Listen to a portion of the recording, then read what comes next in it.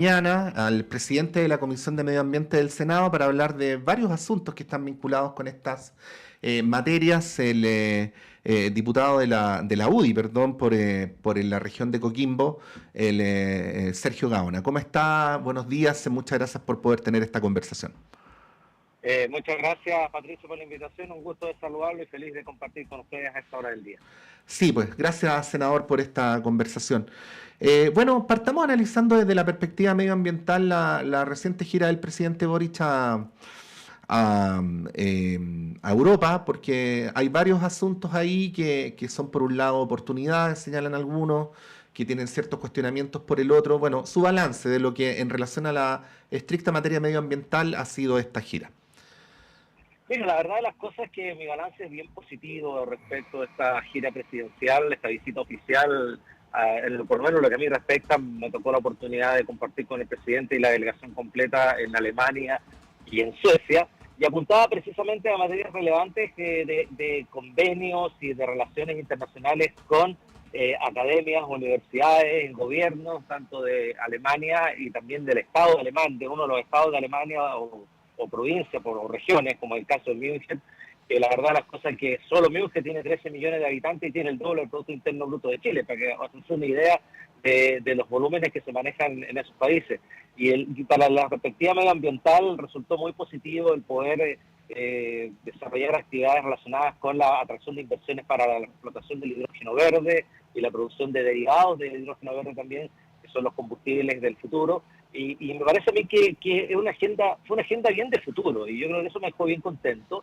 Y además tener la oportunidad, fíjate, Patricio, de poder escuchar a muchos chilenos que están en estos países desarrollando actividades de innovación, desarrollo tecnológico amigables con el medio ambiente, ecomateriales, la industria del litio, del hidrógeno verde, en fin. Yo te diría que la oportunidad de poder conocer las startups que están desarrollándose en München, en un convenio en Tiene Corpo con una agencia alemana, donde empresarios chilenos, todos por ahí, por cierto, jóvenes, con doctorado, en fin, y desarrollando productos innovadores y amigables con el medio ambiente. Y como te hablaba, estos ecomateriales basados en la madera, que son esta especie de paneles que reemplazan las losas de hormigón y que tienen un sistema de integración que va en concordancia al cómo se crece y se desarrolla un árbol, y le da mucha firmeza y mucha estructura y flexibilidad a todo lo que significa la construcción de losas para edificios. La verdad es que fue una cosa muy, muy interesante y muy novedosa. Así que mi balance desde esa perspectiva es bien positivo. Tuvimos mucho desarrollo de innovación industrial, pensando fundamentalmente en todo lo que significa el cambio climático, lo que significa la protección ambiental, la sostenibilidad, mirada esta como crecimiento económico, porque todo tiene como una mirada también de desarrollo económico y también de desarrollo social, lo que nos deja no tranquilos, pero sí nos deja entusiasmados, digamos, pensando en lo que puede venir para Chile más adelante. Sí, siendo usted parlamentario de oposición, senador, ¿cuál es su mirada sobre el plan del hidrógeno verde que ha desarrollado Chile? Porque es sobre esa base que se producen estas conversaciones en la gira europea. Claro, el plan de hidrógeno verde, que fue un plan de acción lanzado en mayo de este año, explica una serie de lineamientos de acciones que tienen que ver con la gobernanza y la institucionalidad de la industria, tiene que ver con el desarrollo de la industria en los territorios, tiene que ver con la conectividad. En el fondo, es como la hoja de ruta de cómo deberíamos ir desarrollando la industria de hidrógeno verde. Yo siento, Patricio, que al igual como el litio, estamos un poquito atrasados. Yo creo que la primera estrategia nacional de hidrógeno verde fue hecha en el 2020, entonces recién en el 2024 lanzamos un plan de acción. Ahora, esto no tiene que ver necesariamente con un gobierno en particular, sino tiene que ver con que nuestro aparato público, quizás estamos siendo demasiado lentos y dejando de aprovechar oportunidades. A mí me parece que es un poco tardío, pero por lo menos ya está fijado esta hoja de ruta y que tiene que ver con el desarrollo del hidrógeno verde para la electromovilidad. Y hay una cosa muy interesante allí, que tiene que ver con la industria de los derivados del hidrógeno verde, porque finalmente hoy día, el presidente Boris lo habló en su minuto, el tema de cómo concentrar los esfuerzos logísticos y no tener desarrollo de hidrógeno verde en toda la larga costa de Chile, sino que en puntos específicos, con toda una logística, con toda la conectividad, pero fundamentalmente apuntando, yo creo, en mi perspectiva, es que debería ser apuntando son los derivados, es decir, los combustibles sintéticos, por ejemplo, el metanol verde, que vaya reemplazando al diésel. Yo creo que por ahí va un poco, más que específicamente el hidrógeno propiamente tal, porque ya es difícil su transporte, por lo que yo entiendo, hoy día solamente hay una posibilidad de transportar entre Australia y Japón, porque los barcos que están preparados y a través de criogénesis se puede desarrollar ese transporte, todavía no está muy desarrollado a nivel mundial, pero sí yo creo que hay que avanzar en la industria de los derivados y en ese sentido de los combustibles sintéticos. En la gira estuvo un representante de una industria que está en Magallanes y que precisamente están exportando ya combustible sintético, que reemplaza al diésel. Y ese combustible sintético puede ser combustible para la industria naviera, o combustible para la industria aérea, combustible para la industria de carga por carretera, en fin. Yo creo que aquí hay una oportunidad inmensa para Chile y que tenemos que ir avanzando y cómo ir apoyando con políticas de incentivo, planes de subsidio, alguna fórmula que permita desarrollar mucho más todavía la industria de los derivados del hidrógeno.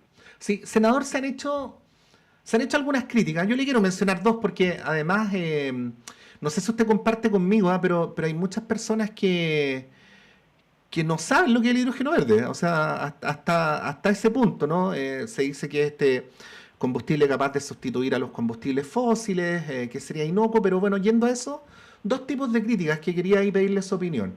La primera es que no es cierto que sea tan inocuo, ¿no? Para esto, por ejemplo, en nuestro país se ha avanzado por el norte a través de la procedencia de la energía solar, por el sur a través de la energía eólica, y hay algunos que plantean que la infraestructura necesaria para poder desarrollar esta industria podría terminar dañando ecosistemas, ¿no? Ese es un tipo de crítica. Y la otra es que, a propósito de lo mismo que mencionaba, que hay muy poco conocimiento de la ciudadanía y también habría, lo pongo en hipotético, poca participación de las comunidades locales en los lugares donde se estarían emplazando, ¿no? Estos reductos de producción del hidrógeno verde. Respecto a estos dos asuntos, ¿qué decir?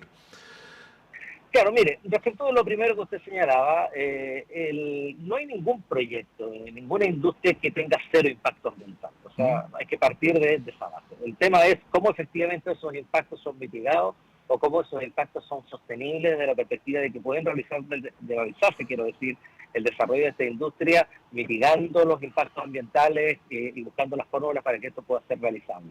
Y efectivamente la industria del hidrógeno verde, y aquí un poquito para combinar con la segunda pregunta también, hay bastante desconocimiento. No es que el hidrógeno sea verde per se, sino que Sí. se produce a través de energías renovables, porque esto es una especie de electrólisis que se desarrolla en las moléculas del agua para poder separar el hidrógeno y todo ello. Esto te lo estoy diciendo muy por encima, porque que yo también hasta hace poco, bastante poco sabía de esto, digamos. Entonces, con la posibilidad, y hablando un poquito más de la ignorancia, Ujú. en el sentido de que el uso de energía es importante. Y es verde porque precisamente la energía que se usa es renovable, en este caso no convencional. Estamos hablando de energía solar, estamos hablando de energía eólica. En el caso de Magallanes, a través de energía eólica. Y ocupan bastante territorio, es decir, o terreno, digamos.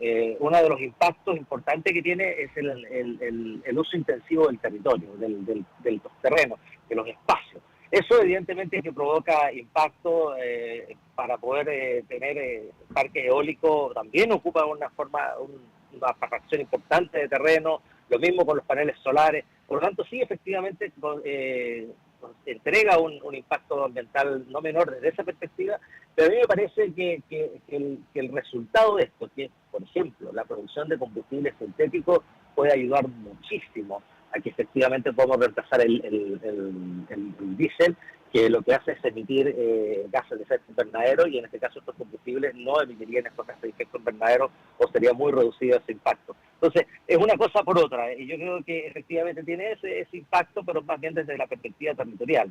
Ahora, respecto al tema de las comunidades, yo creo que no es solo un problema que tenemos con el hidrógeno verde, es en Mm. general el sistema de evaluación de impacto ambiental. Tenemos algunas dificultades, primero por los largos y extensos periodos de tramitación que hacen que las cosas sean más complejas y difíciles, y también porque tenemos una participación ciudadana un poco débil y un poco mal regulada o regulada insuficientemente, para no ser tan categórico. Y esa regulación insuficiente hace de que esa participación sea muy tardía, caso por ejemplo los proyectos de transmisión, la gente se entere que va a pasar un proyecto de transmisión cuando le están instalando una torre de alta tensión a 50 metros o a 100 metros de su casa en un sector rural, por ejemplo. Entonces, yo creo que por ahí va un poco, pero no es propio y solo del hidrógeno verde, Patricio, sino que es más bien de nuestro sistema de evaluación de impacto ambiental, y para eso estamos hoy día buscando una modificación importante de la legislación ambiental, para modernizando después de 30 años, y este es el tercer intento de hacerlo, de la ley 19.300 sobre evaluación de impacto ambiental y las bases generales para la protección del medio ambiente. Entonces, hay un poco de eso. Yo creo que el impacto efectivamente existe, es de la perspectiva del uso espacial, del uso del territorio intenso, uso del territorio, y además por eso en el plan de acción que se plantea del hidrógeno verde, lo que se señala es que precisamente no se trata de tener plantas de hidrógeno verde a lo largo y ancho de toda la costa, o plantas de salador también a lo largo y ancho de toda la costa, sino que hay que definir un ordenamiento territorial. En eso también estamos atrasados, no vamos a tener un buen ordenamiento territorial hasta el 2026, 2027, ahí estamos muy al debe como país. Los ejemplos de las termoeléctricas que se van a instalar en la región de Coquimbo hablan de que tenemos un problema, estoy hablando hace 10, 12 años, y ese problema lo seguimos teniendo, el ordenamiento del territorio. Sí, estamos conversando con el senador Sergio Gaona de la UDI, de la región de Coquimbo, presidente de la Comisión de Medio Ambiente. Quería preguntarle algunas cosas más antes que se nos acabe el tiempo, por eso ahí lo apuré un poquito. No hay problema, no hay problema. La mirada suya, senador, sobre el modo en que está desarrollándose la llamada Estrategia Nacional del Litio y el acuerdo al que se llegó. Mira, la mirada que tengo yo puede ser muy cuestionable, que en definitiva sea con SQM el acuerdo, que no sea una vía de licitación, en fin, pero mira, como lo dije al principio de esta conversación, estamos atrasados. Y evidentemente este acuerdo más directo me parece a mí que viene en alguna medida a ayudar o a compensar ese atraso. Desde la perspectiva de las ventajas para el Estado de este acuerdo son muy importantes. El Estado va a tener una participación mayoritaria de esto, pero además incluye a quienes saben de litio. Y quienes saben de litio son las empresas que hoy están desarrollando la explotación del litio en Chile, que es el Puebla por un lado, el Demande por otro y algunas otras, pero en general yo creo que es un buen acuerdo para el país. Hay que recordar de que en esta primera etapa poco más del 60% de los ingresos van a ser para el Estado, y después, una vez que ya en 2031, cuando se inicie la segunda fase del convenio o del acuerdo, el 85% de los resultados del litio van a ser para el Estado. Entonces, y además vamos a estar asociados con empresas de clase mundial para eso. Más allá de las polémicas del yerno de Pinochet y de los hijos y del asunto, yo creo que eso no puede empañar lo que es un acuerdo que, en mi perspectiva, yo siendo un senador de oposición, me parece que el gobierno hace bien. Se podrá corregir lo que tanto algunos reclaman relacionados con que el señor Ponce de León y todo lo demás, pero eso es coyuntural, contingencial. Yo me trataría de centrar en lo que significa para Chile el acuerdo con SQM para poder llevar adelante la explotación sostenible del litio, que además se enmarca dentro de una estrategia nacional del litio, una política de explotación del litio que desarrolla los salarios que van a ser protegidos, que no van a ser explotados, los salarios que pueden ser explotados y que son explotados exclusivamente con mayoritaria presencia del Estado, y los salarios que pueden ser licitados para que privados puedan también desarrollar proyectos de explotación del litio. A mí me parece que está bien encaminada la política nacional del litio. Como te decía al principio, igual que el hidrógeno verde, estamos un poco atrasados, pero por eso me parece muy válida la forma que utilizó el gobierno de ir por la vía directa de acuerdo y no por la vía de licitaciones, como se había pensado en un principio, en el gobierno anterior, porque me parecía, claro, la vía de licitaciones era más transparente, pero era más lenta también. Senador, la gira por Europa coincidió con las elecciones del Europarlamento. De hecho, nosotros aquí decíamos con un poquito de maldad, pero un poquito nomás, ¿no? Que ustedes habían llegado a Alemania en el peor día del gobierno de Olaf Scholz, ¿no? Sí, pues. Sí, pues. Sí. Siempre se habla, y creo que no es forzado, que lo que ocurre en las elecciones del Europarlamento da también para reflexionar sobre la política chilena y cómo se producen estas relaciones. De hecho, hay algunos medios que hablaron de una agenda paralela de la oposición que yo no sé si es tanto, usted lo podrá decir si se siente identificado con esa descripción, pero sí se supo que usted, junto con el diputado Chalper de RN, se reunieron con la Fundación Konrad Adenauer, que es la fundación de la democracia cristiana alemana, con autoridades de la democracia cristiana alemana. que a su vez, me voy a extender poquito, ¿no? Históricamente habían tenido más relación con la democracia cristiana chilena, por cierto, y no tanto con ustedes, y todo esto en un contexto además de la arremetida de la ultraderecha, ¿no? Sé que este es un tema para hablar 2 horas y no 3 minutos, senador, pero sí le quería Bueno, pedir eso la reflexión de estas gestiones que ustedes hicieron, pero ¿cómo las deberíamos entender nosotros desde el punto de vista de su sentido político? claro, mira, primero que todo, efectivamente llegamos en el peor día para el canciller alemán y se le notaba en la cara cuando nos reunimos con él, porque fue una derrota estrepitosa y no solo es de la socialdemocracia o de la izquierda europea en Alemania, también ocurrió en el resto de Europa, en Francia, también en España, y un avance relevante del Partido Popular Europeo. Que es el símil nuestro de nuestra centro derecha o de nuestra coalición Chile Vamos, más demócrata, un poco ese es más o menos el espacio paralelo que tenemos nosotros, el paralelismo que tenemos nosotros con quienes ganaron las elecciones en Europa. Y además también con una crecida fuerte de la ultraderecha también europea. Y, yo creo que finalmente esto también indica que Europa está girando hacia la derecha y probablemente la población, hay problemas complejos como la inmigración, el tema económico también que afecta en Europa, en cómo se ha manejado toda la situación de la guerra de Rusia y Ucrania. En fin, hay una serie de elementos que hace quizás que la gente esté pensando más girando hacia la derecha y centro derecha que girar, seguir siendo socialdemócrata o de izquierda. Eso por una parte. Ahora, nosotros tuvimos una agenda paralela porque evidentemente, ahora, toda la agenda paralela y todo lo demás es absolutamente conversado con el gobierno. Y yo quiero destacar que la Cancillería nos dio todas las facilidades para que nosotros nos pudiéramos reunir nosotros hicimos nuestras propias reuniones, nosotros las agendamos desde Chile y todo lo demás, pero tuvimos los espacios pertinentes, los suficientes para poder reunirnos con nuestros pares tanto en Suecia como en Alemania.